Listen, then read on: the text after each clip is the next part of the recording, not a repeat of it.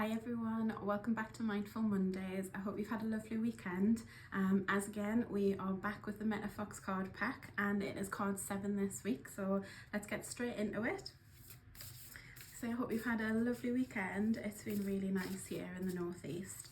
I actually went dancing on Friday. So good, loved it. I haven't been for a couple of weeks, so it was just really nice to kind of get out there, do some salsa, bachata and kizomba, and just catch up with everyone. There's been people I haven't seen for like 5-6 months, so yeah, it was just filled my heart. So it took us nicely into the weekend and it's been beautiful. So what have you been up to this weekend? Drop it in the comments, I'd like to know. Oh, I'm going to stop here because it caught me eye. So what have we got? Card 7 is this one.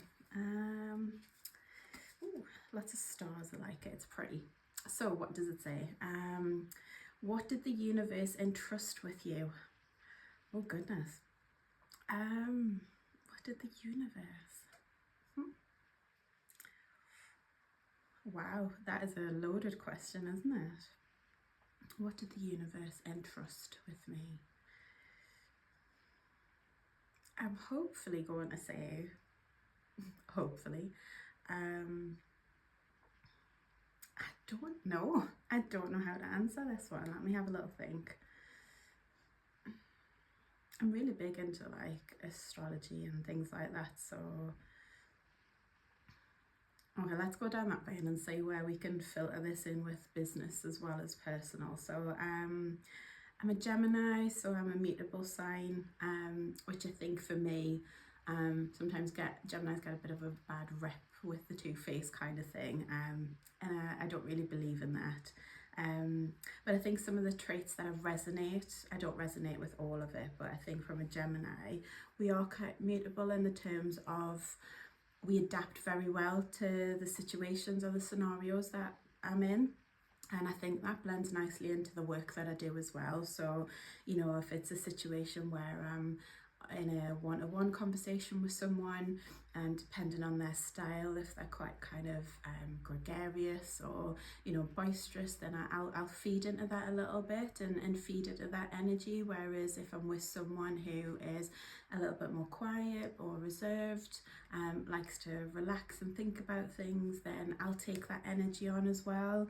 So, and I think especially for in organisational development, although you're there when you work with a company, you're there to give advice and recommendations. You go in, you do the diagnostic, and you're there to support them and walk through the journey with them. You very much have to as well adapt to their needs and wants to a degree, because if they don't trust or build that relationship with you, then it's not really going to work. So I think you do have to adapt your style and the way you communicate, the way you express things, the words that you use with a company or even just with someone one-to-one. Tailor it to how they express themselves, so it's certain words that they possibly use. Like I feel like in the northeast, when I'm talking to someone who's up here, I can use a bit more of the Geordie language, as we call it, or if I'm working with someone a little bit sort of in the Midlands or down south, then I'll take that tone, not all of it because I can't, it's my accent, but I'll tone it down a little bit. Although they don't expect me to do that, I think that's just something I naturally do because I want to make them feel that I can be on their level to whatever that is. So I think in terms of the universe, I'm hoping that it's entrusted me with having the skills to read a room really well. Like I can sense when something's a little bit off, or even just if one person's off in the room, especially when you're facilitating, you get that vibe and that energy. I think you can do it online as well. So if I'm talking to someone online and they're telling me about a situation or you know, something they're feeling or thinking about, and you see a little switch that they're maybe not saying everything they want to say or holding something back, then, you know, I'll just say, I'm feeling like there's something you maybe want to express or something else you want to say in regards to that. Am I picking that up right? And 9 times out of 10 it is.